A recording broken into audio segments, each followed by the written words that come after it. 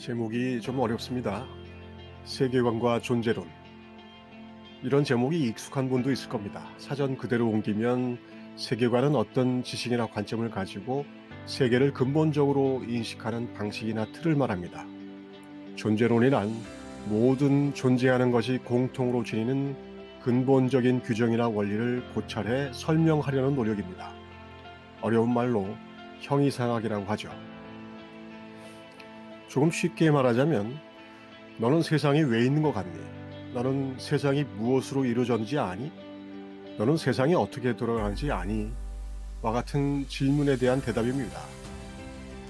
세상의 만물과 사건을 구성하는 근본적 요소나 그 작동의 원리와 이치에 대한 견해가 바로 세계관이고 그에 대한 설명이 존재론입니다. 깨달음 공부를 하기 위해서 이런 이야기들이 필요할까요? 그냥 앉아서 좌선 명상을 하면 이런 것들은 저절로 알게 되는 것이 아닐까요? 갑자기 숨이 막히는 기분이 드는 분도 있을 것이고 숨통이 트이는 느낌이 드는 분도 있을 겁니다. 그만큼 이런 이야기들은 사람마다의 발달 라인이나 평소의 시적인 관심사항에 크게 영향을 받죠. 우리는 짧더라도 이 이야기를 짚고 넘어가야 합니다.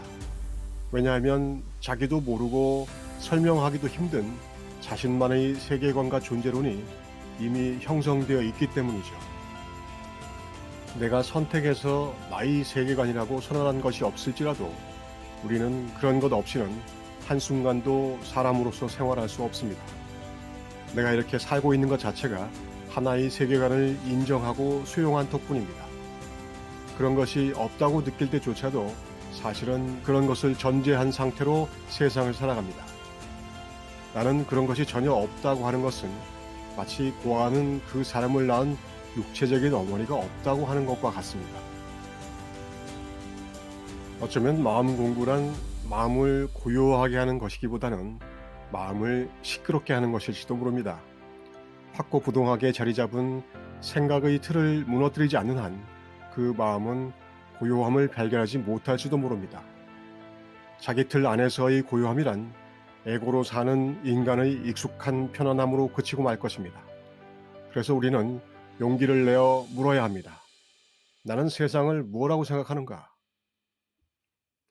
이미 20살이 넘은 성인이 된 많은 사람들은 이런 이야기를 처음 듣지 않을 겁니다. 세계관과 존재론은 서구 철학의 기본 주제이기 때문입니다. 듣기 싫어도 들었을 것이고 보기 싫어도 봤을 겁니다. 긴 여행의 에피타이저로 생각할 분들도 있고 그 익숙한 이야기들을 다시 나열해서 복습하는 것이 소름이 끼칠 분들도 있을 겁니다.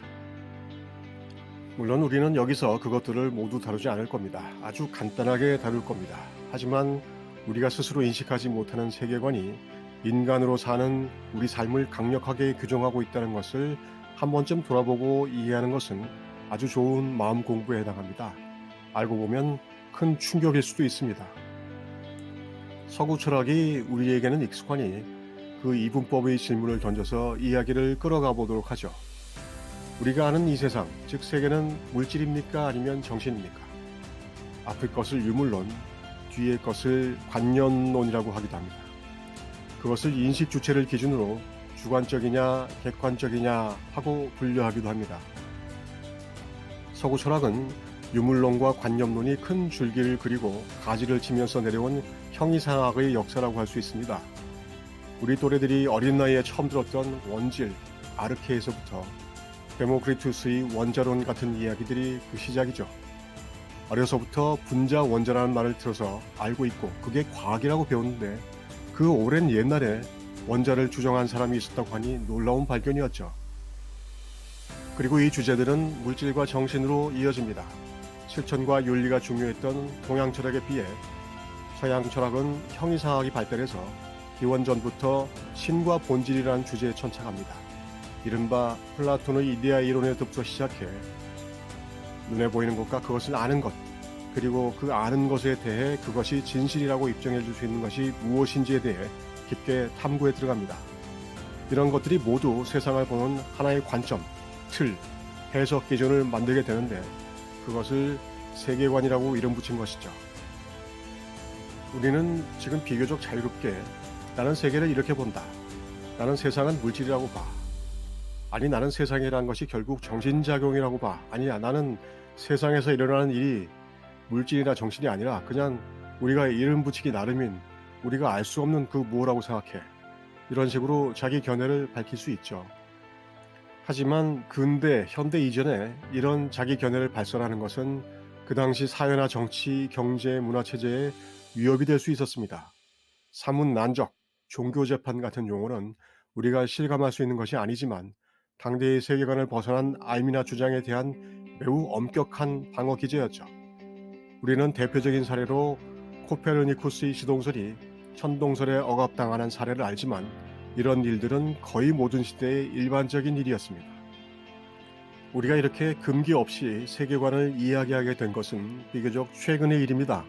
아마도 자연과학이 우리에게 물리적인 우주의 진리를 증빙하게 된 최소 몇백 년 이후의 일이죠. 물론 지금도 특정한 과학 이론에 대해서는 그건 과학이 아니다라는 거부가 있긴 하지만 비교적 우리는 자유롭게 과학적 세계관에 대해 선택하고 지지하고 발설할 수 있습니다. 그런데 자세히 보면 결국 우리가 아는 세계관이라는 것이 뭔가 진리를 전해주는 것이 아니에요. 특히 최신의 과학 이론들은 더 그렇습니다. 가설과 증명을 통해 스스로 내세운 이론이 사실에 가깝다는 것을 입증하기는 하지만 그 어느 것도 확실하지 않습니다. 어떤 이론이든 항상 그 이론의 상대적 차이에 입각해 사실을 증명할 뿐이죠. 물은 100도에서 끓는다. 100도란 물이 끓는 온도다. 모든 현상적 사실의 기술은 과학의 눈으로는 이렇습니다. 진술 하나가 그 자체로 진리가 아니며 그것이 진리, 즉 사실이라는 것은 그것을 입증해줄 다른 사실에 근거하고 있는 것이죠. 이렇듯 우리의 세계관은 이것 아니면 저것 또는 여러 것들 중의 무엇이라는 구분과 선택에 근거하고 있습니다. 그래서 그것을 쉬운 말로 이원론이라고 하죠. 모든 것은 상대적으로만 진실이라는 겁니다. 우리 대부분은 서구적 교육의 수혜자입니다. 이른바 대한제국 시절 이후로 교육이란 그것을 의미했죠. 어쩌다 인연이 된 사람들은 끊어진 전통의 일부를 전수받았겠지만 그 영향은 사회적 제약이 많아 그리 크지 않을 것입니다. 우리는 완전하게 서구적으로 번역된 한국 또는 동양적 세계관에 대해 들은 적 있을 뿐 사실상 그렇게 산 경우가 없습니다. 우리는 아주 익숙합니다. 제가 이야기해 볼까요? 너비를 알 수 없는 무한의 공간이라는 우주가 있고 그 안에 은하계가 있고 그 안에 우리 작은 우주인 태양계가 있고 태양계의 세 번째 행성이라는 지구에 유기체 생명으로 존재하는 내가 있다. 나는 감각과 지각을 통해 세상을 인지하고 반응하며 생명작용을 하고 있다. 그런가 하면 우리는 직접 알기도 어려운 것도 관념으로 정리해 믿기도 합니다. 창조와 신, 천국과 지옥, 순간과 영원, 이 목록은 끝없이 이어집니다. 그것들이 결국 우리가 보는 틀을 형성합니다. 그런데 그것에 대해 우리는 사실인지 아닌지를 물어본 적이 있을까요? 그런 질문이 없었던 분이라면 아마도 IMD 채널을 눈여겨볼 일이 없었을 겁니다. 그렇습니다. 이것은 당신이 들은 이야기일 뿐 그게 사실인지 당신은 알지 못합니다. 80억 인류 모두 그렇다고 이야기한다고 해서 그게 사실은 아닙니다. 그렇다면 당연히 의심해 볼 필요가 있겠죠. 진실은 무엇일까요? 어떻게 알 수 있을까요? 이제 본격적으로 그 문제를 같이 헤아려 보도록 하죠.